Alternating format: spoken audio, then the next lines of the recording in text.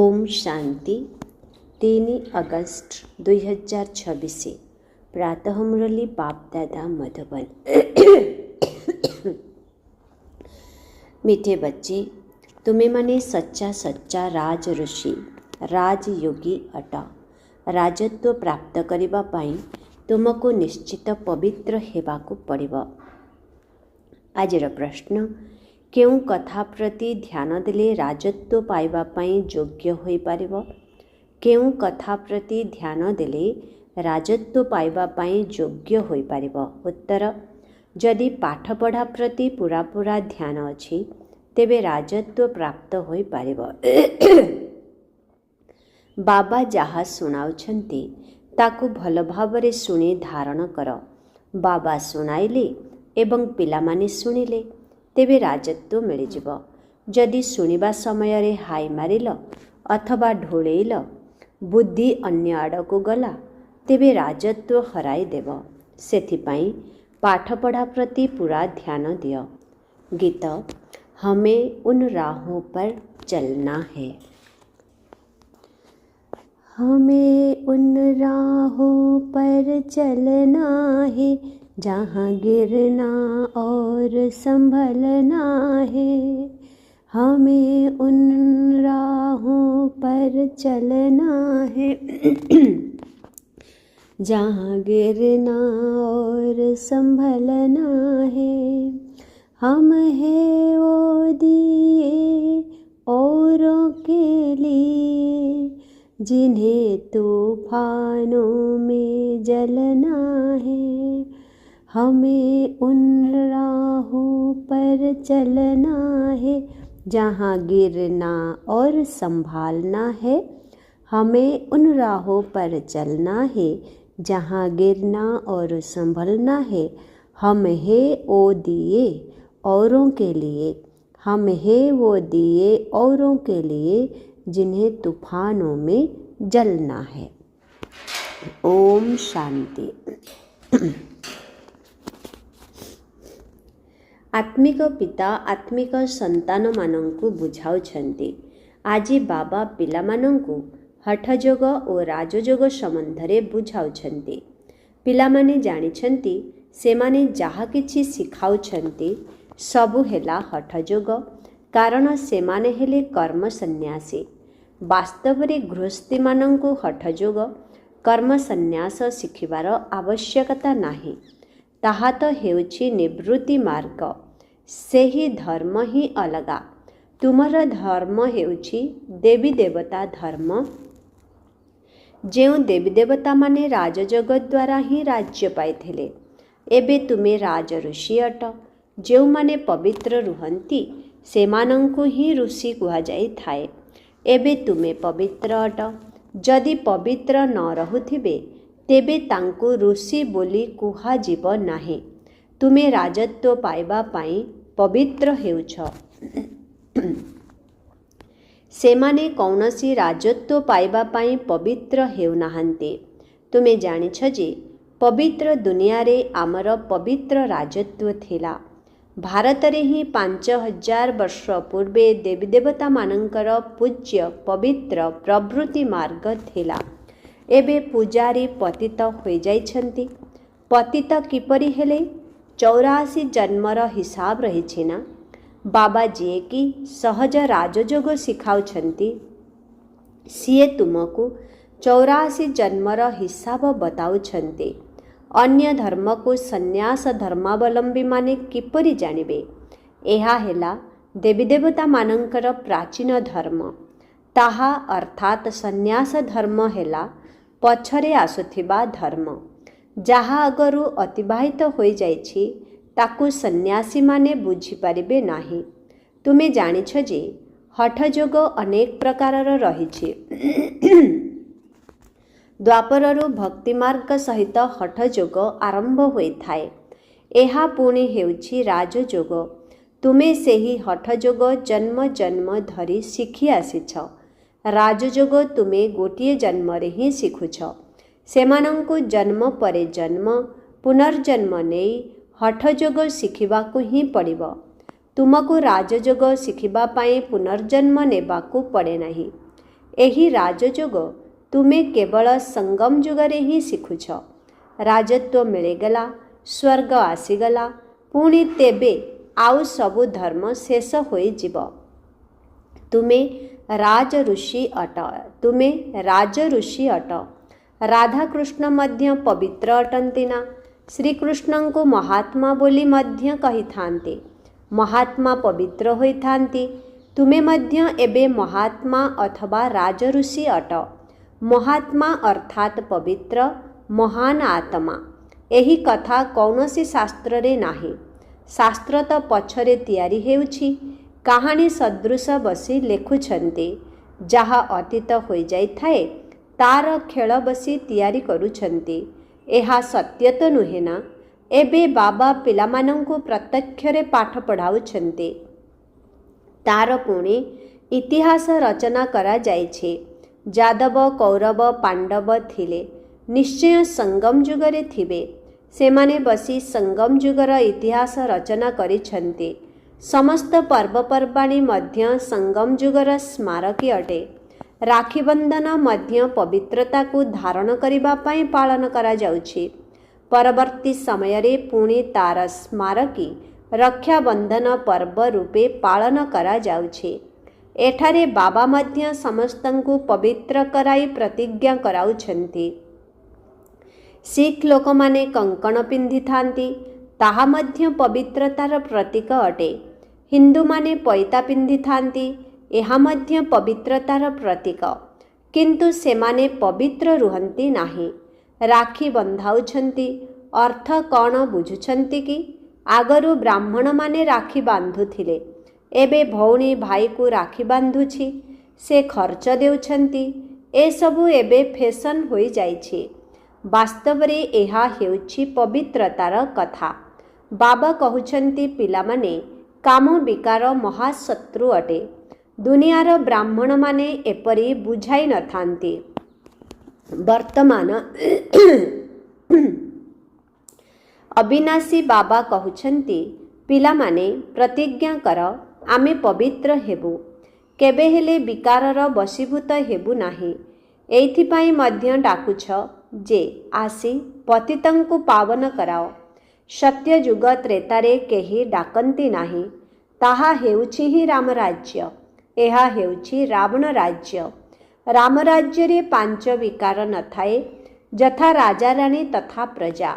ଏବେ ତୁମେ ସନ୍ତାନମାନେ ଜାଣିଛ, ଆମେ ବାବାଙ୍କଠାରୁ ସ୍ୱର୍ଗର ବାଦଶାହୀ ନେଉଛୁ। ଏହି ନର୍କରୁ ନିଶ୍ଚୟ ଯିବାକୁ ହେବ।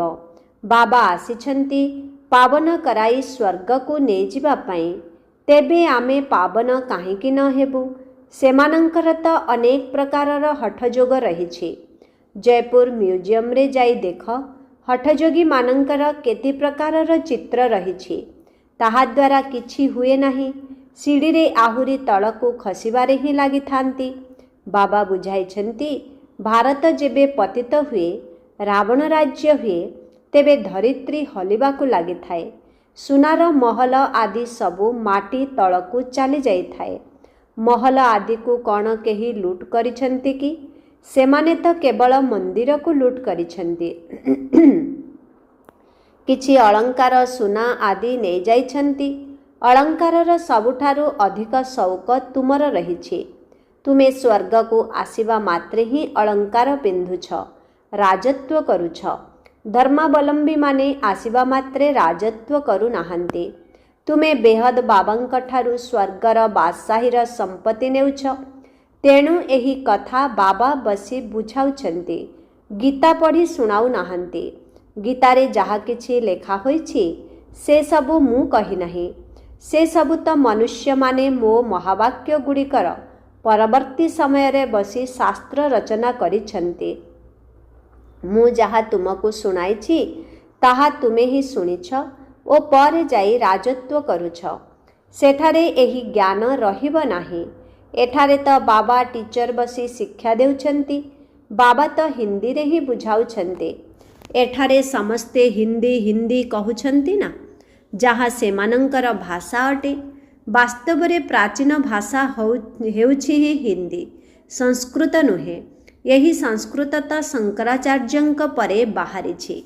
ଯିଏ ଆସୁଛନ୍ତି ସେମାନେ ନିଜର ଭାଷା ଚଳାଉଛନ୍ତି, କିନ୍ତୁ ଏପରି ନୁହେଁ ଯେ ବାବା ଗୀତା ସଂସ୍କୃତରେ ଶୁଣାଇଛନ୍ତି। ନା, ଗୁରୁ ନାନକଙ୍କର ନିଜସ୍ୱ ଗ୍ରନ୍ଥ ରହିଛି। ସେ ଶିଖ୍ ଧର୍ମ ସ୍ଥାପନ କରିଥିଲେ। ତାଙ୍କୁ ମଧ୍ୟ ଅବତାର ବୋଲି ମାନୁଛନ୍ତି। ସେମାନଙ୍କ ମଧ୍ୟରୁ ରାଜା ବି ହୋଇଥାନ୍ତି, କିନ୍ତୁ ସନ୍ନ୍ୟାସୀମାନଙ୍କ ମଧ୍ୟରୁ କେହି ରାଜା ହୋଇନାହାନ୍ତି। ବାବା ବୁଝାଇଛନ୍ତି, ବୁଦ୍ଧ ଖ୍ରୀଷ୍ଟ ଆଦି ପ୍ରଥମେ ଗୃହସ୍ଥୀ ଆତ୍ମା ଥିଲେ। ଗୃହସ୍ଥୀ ପତିତ ଆତ୍ମା ତ ଧର୍ମ ସ୍ଥାପନ କରିପାରିବେ ନାହିଁ। ତାଙ୍କ ଶରୀରରେ ପବିତ୍ର ଆତ୍ମା ଆସିଲେ, ଯିଏକି ଧର୍ମ ସ୍ଥାପନ କଲେ। ଅନ୍ୟାନ୍ୟ ଧର୍ମ ତ ଭିନ୍ନ ଭିନ୍ନ ପ୍ରକାରର ବହୁତର ଅଛି। ସେମାନେ ଆସି ନିଜର ଛୋଟ ଛୋଟ ମଠ ପନ୍ଥ ସ୍ଥାପନ କରୁଛନ୍ତି। କଳ୍ପବୃକ୍ଷରେ ମଧ୍ୟ ଦେଖାଇ ଦିଆଯାଇଛି ନା? ତେବେ ହଠଯୋଗ ଓ ରାଜଯୋଗ ମଧ୍ୟରେ ବହୁତ ପାର୍ଥକ୍ୟ ରହିଛି। ଏହି କଥା ବୁଝିବା ଦରକାର। ଯିଏ ବୁଝିପାରୁନଥିବେ ସେ ଢୁଳାଇବେ ଓ ହାଇ ମାରିବେ। ଏଠାରେ ତ ତୁମକୁ ସମ୍ପତ୍ତି ମିଳୁଛି, ବହୁତ ବଡ଼ ଆମଦାନୀ ହେଉଛି। ତୁମେ ରତ୍ନରେ ନିଜର ଝୁଲାମୁଣି ଭରୁଛ। ତେଣୁ ଏହି ଆଖି ଖୋଲି ଶୁଣିବା ଦରକାର। ଯଦି ଢୁଳାଉଥିବେ ଅଥବା ବୁଦ୍ଧି ବାହାରେ ଭଟକୁଥିବ, ତେବେ ସେମାନେ ରାଜଧାନୀ ପାଇପାରିବେ ନାହିଁ। ତୁମେ ହେଉଛ ରାଜଋଷି, ଯେଉଁମାନେ କି ରାଜତ୍ୱ ପ୍ରାପ୍ତ କରିଥାନ୍ତେ। ବାବା ରାଜଧାନୀ ସ୍ଥାପନ କରୁଛନ୍ତି, ଶ୍ରୀକୃଷ୍ଣ କରୁନାହାନ୍ତି। ଶ୍ରୀକୃଷ୍ଣ ତ ବାବାଙ୍କଠାରୁ ସମ୍ପତ୍ତି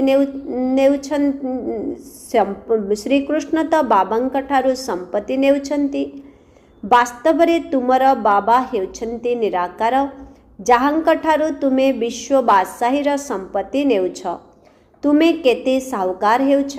ଏଠାରେ ଏକମାତ୍ର ବାବା ହିଁ ଆସି ରାଜଯୋଗ ଶିଖାଉଛନ୍ତି। ତାହା ପୁଣି ଚାଲି ବୁଲି ଖାଇ ପିଇ କେବଳ ବାବାଙ୍କୁ ମନେ ପକାଉଛ। ସାହୁକାରମାନେ ନିଶ୍ଚୟ ଭଲ ଭାବରେ ଖାଇବେ। ସେ ତ ନିଜ ରୋଜଗାରର ଫଳ ଖାଇଥାନ୍ତି। ମାଲପୁଆ ଖାଅ ଅଥବା ରୋଟି ଖାଅ, ବାବାଙ୍କୁ ମନେ ପକାଅ। ଭଲ ଯାହା କିଛି ଖାଅ। ତେବେ ପଇସା କ'ଣ ପାଇଁ ଅଛି? ବାବା କୌଣସି କଥାକୁ ମନା କରୁନାହାନ୍ତି। କେବଳ ବାବାଙ୍କ ସହିତ ଯୋଗ ଲଗାଇବାକୁ ହେବ। ଏହି ରାଜତ୍ୱ ସ୍ଥାପନ କରିବାରେ କୌଣସି ଖର୍ଚ୍ଚ ହେଉନାହିଁ। ଦୁନିଆର ଲଢ଼େଇ ଆଦିରେ କେତେ ଖର୍ଚ୍ଚ ହେଉଛି। ଉଡ଼ାଜାହାଜ ବାବଦରେ କେତେ ଖର୍ଚ୍ଚ ହେଉଛି। ଉଡ଼ାଜାହାଜ ତଳକୁ ଖସି ପଡ଼ିଲେ ଏକଦମ ଶେଷ ହୋଇଯାଉଛି। କେତେ କ୍ଷତି ହୋଇଯାଉଛି। ତେଣୁ ବାବା କହୁଛନ୍ତି, ଚାଲି ବୁଲି ବାବାଙ୍କୁ ମନେ ପକାଅ। ସ୍ୱଦର୍ଶନ ଚକ୍ର ବୁଦ୍ଧିରେ ଘୁରାଉଥାଅ। ଆମେ 84 ଜନ୍ମ ପୁରା କରିଛୁ। ଏବେ ଘରକୁ ଯାଉଛୁ। ଘରକୁ ଯାଇ ପୁଣି ସ୍ୱର୍ଗକୁ ଆସି ରାଜତ୍ୱ କରିବୁ। ତୁମେ ହେଲ ଅଭିନେତା ନା? ଦୁନିଆର ବାଇସ୍କୋପ ଅଥବା ସିନେମା ତ 2-2.5 ଘଣ୍ଟା ଚାଲିଥାଏ। ଏହି ଅବିନାଶୀ ନାଟକ 5000 ବର୍ଷ ଚାଲୁଛି। ଏହାକୁ ମନୁଷ୍ୟମାନେ ହିଁ ଜାଣିପାରିବେ। ଏହି ଦୁନିଆ ହେଉଛି କଣ୍ଟାର ଜଙ୍ଗଲ। ବିକାର ହେଉଛି ସବୁଠାରୁ ବଡ଼ କଣ୍ଟା, ଯାହା ଆଦି ମଧ୍ୟ ଅନ୍ତ ଦୁଃଖ ଦେଇଥାଏ। ଦ୍ୱିତୀୟ ନମ୍ବରର କଣ୍ଟା ହେଉଛି କ୍ରୋଧ। ତାର ଚିହ୍ନ ଏହି ମହାଭାରତ ଲଢ଼େଇ ଦେଖ। କୌଣସି କଥାରେ ରାଗ ଆସିଗଲା ତ ତୁରନ୍ତ ବମ୍ ପକାଇବା ଆରମ୍ଭ କରିଦେବେ। ବର୍ତ୍ତମାନ ତ ଏପରି ବମ୍ ସବୁ ତିଆରି କରିଛନ୍ତି ଯେ ସେ କଥା ନ କହିଲେ ଭଲ। ସତ୍ୟ ଯୁଗରେ କୌଣସି ଲଢ଼େଇ ଆଦି ହୁଏ ନାହିଁ। ସଙ୍ଗମ ଯୁଗରେ ହିଁ ଏହି ମହାଭାରତ ଲଢ଼ାଇ ଦେଖାଇଛନ୍ତି। ଅନ୍ୟ କୌଣସି ଶାସ୍ତ୍ରରେ ଲଢ଼େଇର କଥା ହିଁ ନାହିଁ। ସେଠାରେ ଅର୍ଥାତ୍ ସ୍ୱର୍ଗରେ ତ ତୁମେ ସାରା ବିଶ୍ୱର ମାଲିକ ହେଉଛ। ସେଠାରେ ଲଢ଼େଇ ହେବ ନାହିଁ। ଶାସ୍ତ୍ରରେ ଅସୁର ଓ ଦେବତାଙ୍କର ଲଢ଼େଇ ଦେଖାଇଛନ୍ତି, କିନ୍ତୁ ଦେବତାମାନେ ହେଉଛନ୍ତି ଅହିଂସକ। ତୁମେ ଯୋଗବଳ ଦ୍ୱାରା ବିଶ୍ୱର ମାଲିକ ହେଉଛ। ଏହା ହେଉଛି ସାଇଲେନ୍ସ ବଳ। ଏଥିରେ ତୁମର କିଛି କହିବାର ଆବଶ୍ୟକତା ନାହିଁ। ୟାଦର ବଳ ଦ୍ୱାରା ତୁମେ ବାବାଙ୍କଠାରୁ ବିଶ୍ୱର ବାଦଶାହୀ ନେଉଛ। ଫରକ ଦେଖ କେତେ ରହିଛି। ବିଜ୍ଞାନର ବଳ ଦ୍ୱାରା ବିନାଶ ହୋଇଥାଏ। ଏହି ବିଜ୍ଞାନ ଦ୍ୱାରା ହିଁ ସତ୍ୟଯୁଗରେ ପୁଣି ତୁମେ ସୁଖ ଦେଖିବ। ବିଜ୍ଞାନ ଦ୍ୱାରା ଯାହା କିଛି ଉଦ୍ଭାବନ କରୁଛନ୍ତି ତାହା ତ ସୁଖ ପାଇଁ କରୁଛନ୍ତି। ଏମାନେ ମଧ୍ୟ ଆସି ଅଳ୍ପ କିଛି ଜ୍ଞାନ ନେବେ। ପ୍ରଦର୍ଶନୀକୁ ତ ସମସ୍ତେ ଆସୁଛନ୍ତି। ନିକଟ ଭବିଷ୍ୟତରେ ସମସ୍ତେ ଆସିବେ। ତୁମର ଏହି ସାଇଲେନ୍ସ ବଳର ପ୍ରଭାବ ବାହାରିବ। ତୁମେ ପ୍ରଶ୍ନ ପଚାରୁଛ, ଗୀତାର ଭଗବାନ କିଏ? ଏପରି ପ୍ରଶ୍ନ କେହି ପଚାରି ପାରିବେ ନାହିଁ। ଯେଉଁଠି ଏହି ପ୍ରଶ୍ନ ଲେଖୁଛ, ତେବେ ତା ସାଥିରେ ଚିତ୍ର ମଧ୍ୟ ଦିଅ। ଗୀତାର ଭଗବାନ ପରମ ପିତା ପରମାତ୍ମା ଅଟନ୍ତି ନା ଶ୍ରୀକୃଷ୍ଣ, ଯିଏକି ପୁରା 84 ଜନ୍ମ ନେଉଛନ୍ତି। ପତିତରୁ ପାବନ ବାବା ହିଁ ତ କରାଉଛନ୍ତି। କୃଷ୍ଣଙ୍କ ଆତ୍ମା ତ 84 ଜନ୍ମ ନେଇ ଶ୍ୟାମଳ ହୋଇଛନ୍ତି। ତାଙ୍କୁ ବାବା ଆସି ବୁଝାଉଛନ୍ତି, ତୁମେ 84 ଜନ୍ମ ନେଇଛ। ତୁମେ ନିଜର ଜନ୍ମଗୁଡ଼ିକୁ ଜାଣିନାହଁ। ଅଭିନେତା ଜାଣିବା ଦରକାର ଯେ ମୁଁ କିପରି 84 ଜନ୍ମ ନେଉଛି। ସନ୍ନ୍ୟାସୀମାନଙ୍କର ଧର୍ମ ହିଁ ଅଲଗା। ଭାରତବାସୀମାନଙ୍କୁ ନିଜର ଧର୍ମ ବିଷୟରେ ଜଣାନଥିବା ଯୋଗୁଁ ଅନ୍ୟାନ୍ୟ ଧର୍ମକୁ ଚାଲି ଯାଉଛନ୍ତି। ଯଦି କୌଣସି ଗୁରୁଙ୍କ ଆଶୀର୍ବାଦରୁ କାହାକୁ ଧନ ମିଳିଗଲା, ତେବେ ତାଙ୍କ ପଛରେ ପଡ଼ିଯାଇଥାନ୍ତି। ପରେ ଯଦି ଦେବାଳିଆ ହୋଇଗଲେ, ତେବେ କହିବେ ପ୍ରଭୁଙ୍କର ଇଚ୍ଛା। ସନ୍ତାନ ଜନ୍ମ ହେଲେ ବହୁତ ଖୁସି ହୋଇଥାନ୍ତି। ଆଉ 10-12 ଦିନ ପରେ ପିଲା ଯଦି ମରିଗଲା, ତେବେ କହିବେ ଈଶ୍ୱରଙ୍କ ଭାବି। ତାକୁ ବଞ୍ଚାଇବା ଆମ ହାତରେ ନାହିଁ। ବାବା ଏହିପରି ଉଦାହରଣ ବହୁତ ଦେଖିଛନ୍ତି। ଏଭଳି ବହୁତ ହୋଇଥାଏ। ଏଠାରେ ତ ବାବା ବସିଛନ୍ତି। ବାବା ପିଲାମାନଙ୍କୁ ବୁଝାଉଛନ୍ତି, ମିଠା ମିଠା ସନ୍ତାନମାନେ ପାବନ ହୁଅ। ମନେ ଅଛି ଯେବେ ମହାଭାରୀ ମହାଭାରତ ଲଢ଼ାଇ ଲାଗିଥିଲା, ସେତେବେଳେ ଦ୍ରୌପଦୀ ଡାକିଥିଲେ, ବାବା ମୋତେ ଏହି ଦୁଃଶାସନ ଉଲ୍ଲଙ୍ଘନ କରୁଛି। ମୋତେ ଏହା ପାଖରୁ ବଞ୍ଚାଅ। ଏହା 5000 ବର୍ଷର କଥା। ଏହି ବିଷ ପାଇଁ ହିଁ ଅବଳାମାନଙ୍କ ଉପରେ ଅତ୍ୟାଚାର ହୋଇଥାଏ। କେତେକ ସ୍ତ୍ରୀ ମଧ୍ୟ ଏପରି ଅଛନ୍ତି, ଯେଉଁମାନେ ବିଷ ବିନା ରହିପାରନ୍ତି ନାହିଁ। ସେମାନଙ୍କର ନାମ ମଧ୍ୟ ରଖାଯାଇଛି ଶୂର୍ପଣଖା, ପୂତନା। ଯେଉଁମାନେ ବିଷ ପାଇଁ ହଇରାଣ କରୁଛନ୍ତି, ସେମାନେ ହେଲେ କଂସ, ଜରାସନ୍ଧ, ଶିଶୁପାଳ। ଏମାନଙ୍କର ନିଶ୍ଚୟ ବିନାଶ ହେବ। ଏହି ସମୟରେ ଆସୁରୀ ରାବଣ ରାଜ୍ୟ ଚାଲିଛି, ପୁଣି ହେବ ଈଶ୍ୱରୀୟ ରାଜ୍ୟ। ଏହି ସମ୍ପୂର୍ଣ୍ଣ ଚକ୍ରକୁ ତ ତୁମେ ଜାଣିଗଲଣି ଯେ କିପରି 84 ଜନ୍ମ ନେଉଛନ୍ତି। ଯେବେ ବିକାରରେ ଯାଉଛନ୍ତି, ତେବେ ଏସବୁ ଭୁଲି ଯାଉଛନ୍ତି। ଯେଉଁମାନେ ବିକାରରେ ଯାଇଥାନ୍ତି, ସେମାନଙ୍କର ମୁହଁ ହିଁ ନିସ୍ତେଜ ହୋଇଯାଇଥାଏ। ନିଜେ ହିଁ ଜାଣିପାରନ୍ତି, ଏହା ମୁଁ କ'ଣ କରିଦେଲି। ବାବା କହୁଛନ୍ତି, ପିଲାମାନେ, ଏହି ବିଷୟ ବିକାର ଗର୍ତ୍ତକୁ ଯାଅ ନାହିଁ।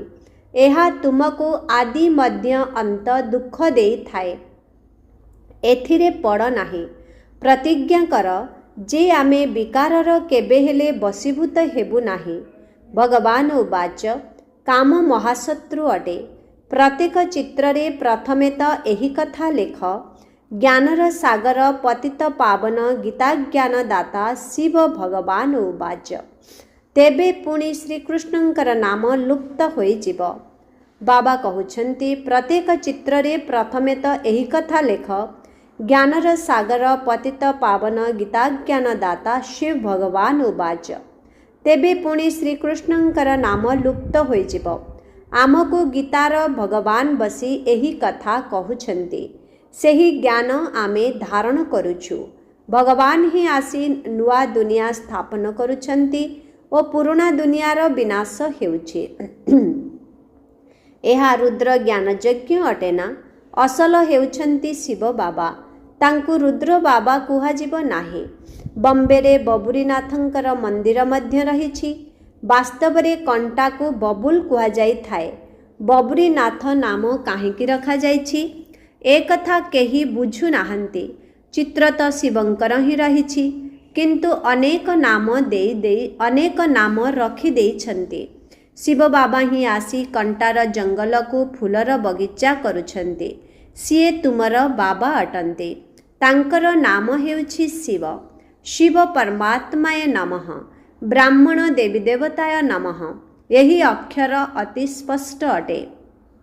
एबे सेही परम पिता परमात्मा बसी एही रथ द्वारा तुमको बुझाउछन्ति। अबिकल जेपरी लौकिक पिता बुझाई थांती। पिला माने आम कूलरे कलंक लगाइब नाही, कौनसी खराब काम कर नाही।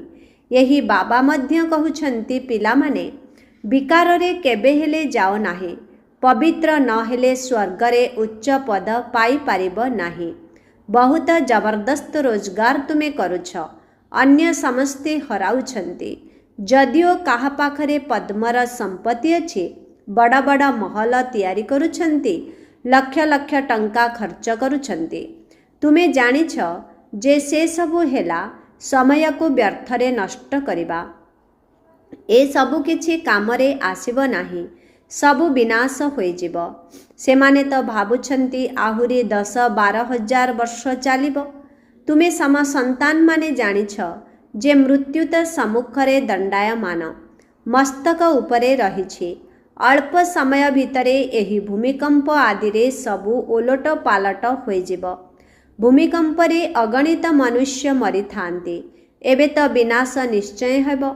तुमे विनाश और स्थापनार दिव्य दर्शन करिछ, ताहा पुणी एही आखिरे देखिब। भक्ति मार्गरे केते कण करुछन्ति, किंतु केही वैकुंठ को जाई परिबे नाही। ज्ञान बिना सद्गति होई परिब नाही। ए सबु भक्ति मार्गर खेलना अटे। अच्छा, मिठे मिठे शिखिलधि संतान मानंक प्रति मात पिता बाप दादांकर मधुर स्नेह भरा स्मृति एवं सुप्रभात। आत्मिक पितांकर आत्मिक संतान मानंकु नमस्ते। आत्मिक संतान मानंकर आत्मिक पितांकु ओम शांति। गुड मॉर्निंग, नमस्ते नमस्ते नमस्ते नमस्ते नमस्ते। शुक्रिया बाबा, शुक्रिया। ओम शांति। धारणा पाई मुख्य सार 1 नंबर, कूल कलंकित करुथिबा कौनसी खराब काम करिबार नाही। पवित्र हेबा पाई निजे निज सहित प्रतिज्ञा करिबाकू हेब। 2 नंबर, एबे निजर समय एवं धन को नष्ट करिबार नाही। फूलर बगीचा को जीवा पाई निज भितरु कंटा सबु बाहर करिदेबाकू हेब। वरदान, अलौकिक खेल एवं खेलना गुड़िकरे खेलिबा सहित सर्वदा शक्तिशाली हेउथिबा अचल अटल भव।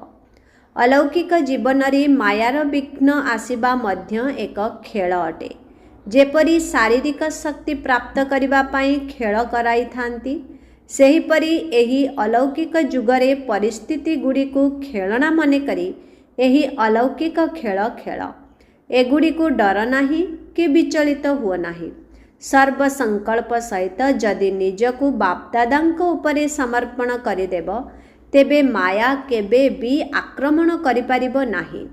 प्रतिदिन अमृत बेलारे साक्षी होई जदि सर्वशक्ति गुड़िकरे निजर श्रृंगार करिब, तेबे अचल अटल स्थिति रे रही पारिब। स्लोगन, पुराना दुनिया रे कौनसी भी समाचार सुनिबा एवं सुनाइबा मध्य निज भितरे अलिया जमा करिबा। पुराना दुनिया रे कौनसी भी समाचार सुनिबा एवं सुनाइबा मध्य निज भितरे अलिया जमा करिबा। अव्यक्त इशारा, अपवित्रतार बीज को मध्य समाप्त करी संपूर्ण स्वच्छ अर्थात पवित्र हुआ। बापदादांकर मुख्य आदेश हेला निरंतर स्मृति रे रुह एवं मनवाणी कर्म रे पवित्र हुआ। संकल्प रे मध्य अपवित्रता बा अशुद्धता न रहो, एहा को ही कुहा जाए संपूर्ण पवित्र। संकल्प रे मध्य पुराणा बा अशुद्ध संस्कार जदि स्पर्श करुछि, व्यर्थ संकल्प चालुछि बा स्वप्न आसुछि, तेबे भी संपूर्ण पवित्र कुहाजिब नाही। सेथिपाई पवित्र भव बा जोगी भवर प्रथम पाठ को जदि निजर स्वरूप रे आनी पारिब, तेबे बाबांकर समान हेबा सहित बाबांकर समीप को आसिबार अधिकारी होई पारिब। ओम शांति।